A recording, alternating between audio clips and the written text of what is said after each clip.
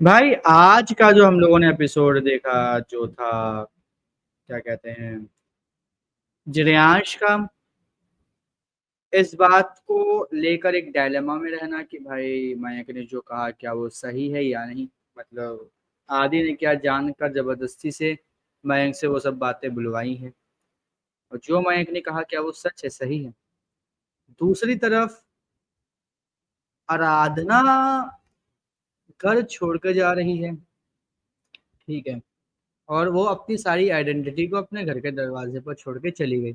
आधार card, voter ID card, PAN card, जिसने जिसमें भी उसका नाम आराधना सहानी था वो सब वो छोड़ के चली गई है क्योंकि अब भाई उसके घर वालों ने बोल दिया कि भाई अब ये मेरा नाम है ही नहीं और तुम ये हो ही नहीं, तो इसलिए उसने ऐसा किया। तो ये साफ साफ था कि भाई मतलब जो भी है वो अब आज से खत्म। लेकिन यहाँ पे एक और चीज है।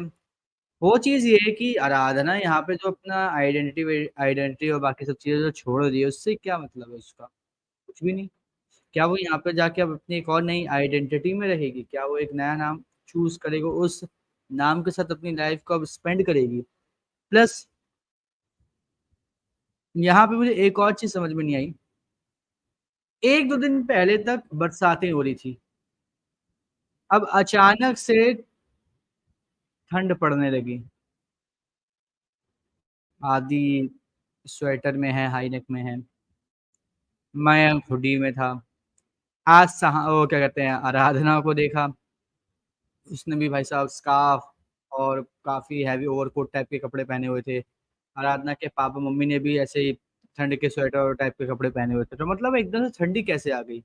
हाँ मानता हूँ कि शो बहुत तेजी चल रहा है, लेकिन मेरे ख्याल से आज तक तो कभी ऐसा नहीं हुआ कि अगर अगस्त में 8-9 तारीख को बरसात हो रही है तो 10 और 11 को इतनी ठंडक पड़ने लग जाएगी कि भाई आप ओवरकोट मफलर वफलर सब निकाल कर पहन के घूमने लगोगे। नहीं होता ऐसा। लेकिन शो में ऐसा हो गया। अब मुझे सच में नहीं पता कि ये लोग इस टाइप के शूट को कर कैसे रहे हैं इतनी गर्मी में।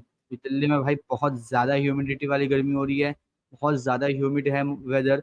और ऐसे वेदर में ये लोग कैसे इन सब चीजों को कर रहे हैं, कैसे इन सब चीजों के ये लोग मतलब कर पा रहे हैं। मैं पर्सनली काफी ज्यादा मतलब हैरान हूँ कि कैसे उन्होंने ये चीज करी।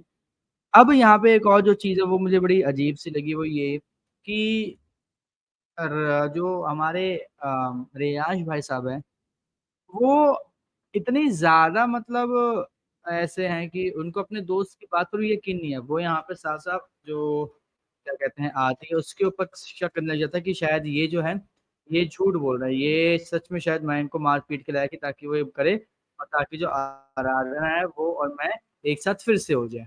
उसको ऐसा लग रहा है क्योंकि मैंने ऐसी बात बोल दी। तो क्या ये इतना ज्यादा मतलब एक मतलब कंफ्यूज्ड पर्सन जो किसी की भी बातों में आसानी से आ जाता है कि यार 1 साल 2 साल की नहीं बचपन की दोस्ती है आदित्य सॉरी विक्रम की और रेयांश की।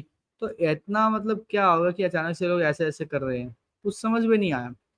सो देखते हैं क्या होता है आगे, क्या नहीं होता। क्योंकि मैं पर्सनली समझ नहीं पा रहा कि आखिर ये किस टाइप का बंदा है। हाँ चलो अपने एंगर इश्यूज है समझ में आते हैं, और जो इसकी मम्मी ने किया उससे एक अलग टाइप का पर्सपेक्टिव बन चुका है, ठीक है वो समझ में आता है।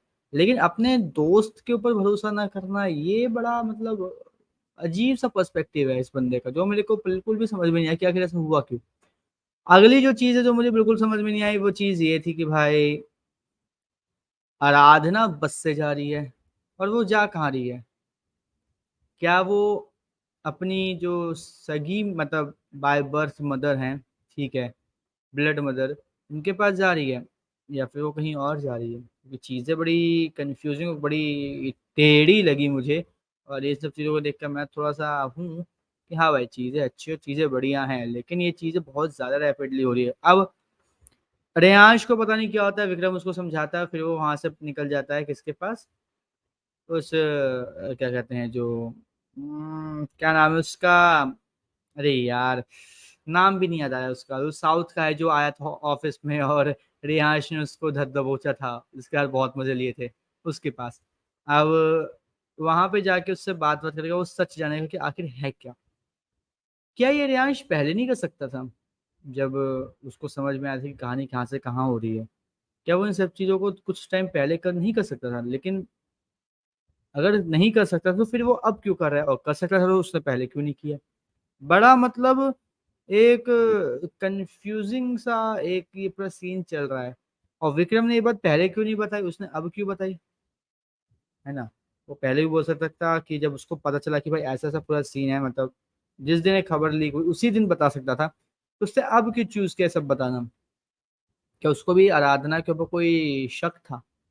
फिर विक्रम आके सीधे बोलता है कि भाई ऐसी-ऐसी बात है, अगर तेरे को लगता है कि मैं झूठ बोल रहा हूँ, तू जाके उससे बात कर ले, ठीक है? बात कर लेता, चीज़ें सॉल्व हो जाती, सब कुछ नॉर्मल हो जाता। लेकिन नहीं, ये बात करी ही नहीं।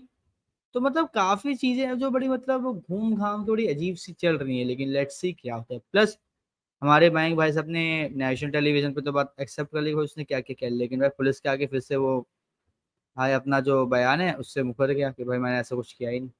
ये भी चीज़ है, मतलब चीज़ें बड़ी काफ़ी ज़्यादा मतलब इंटरेस्टिंग है, लेकिन काफ़ी ज़्यादा घुमावदार हो रही है। बाकी भाई देखते हैं अब आने वाले एपिसोड में क्या होता है, क्या नहीं होता है, कैसे क्या चीज़ें चलती हैं। भाई आप हमें कमेंट करके ज़रूर बताइएगा कि आपको आज का एपिसोड कैसा लगा और आने वाले एपिसोड को देखने के लिए आप कितने ज़्यादा एक्साइटेड हो।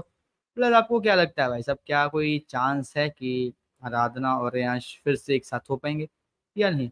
और इसी तरीके से इनके सभी आने वाले एपिसोड से जुड़े रहने के लिए हमारे चैनल को सब्सक्राइब कर लीजिए, बेल आइकन को दबा लीजिए, ताकि आपसे मिस ना हो हमारा कोई भी लेट